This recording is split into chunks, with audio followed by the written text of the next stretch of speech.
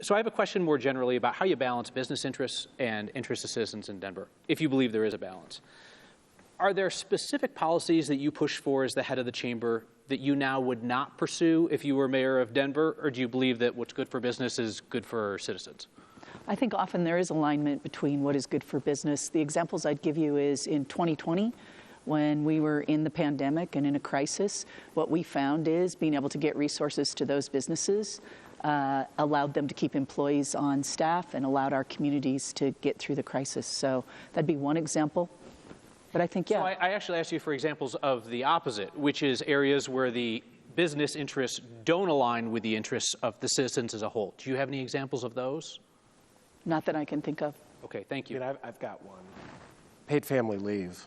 Yeah, I'd be happy to talk about paid family leave. I would love to hear that. Environmental laws. So, no, hold on. Let's have the discussion about paid family leave, which you opposed when you were at the Denver Metro Chamber of Commerce. Why was that the right position? Yeah. So first, I'd start by saying strong support for paid family leave, but we were negotiating at the Capitol on what that leave would look like, and then it was referred to the ballot. And policy does matter here.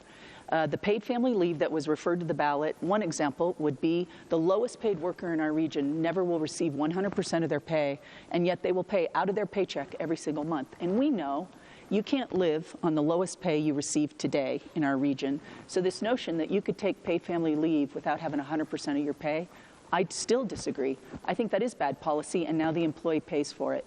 I think we could have done much better by the workers.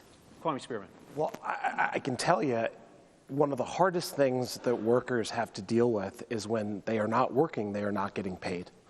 And the simple fact is, if you support our employees, quite frankly, if you support women who have to take time off from jobs to raise their kids to give birth, then you support paid family leave. Yeah, and it's unconscionable to me that that was something, excuse me? I provided it to my employees.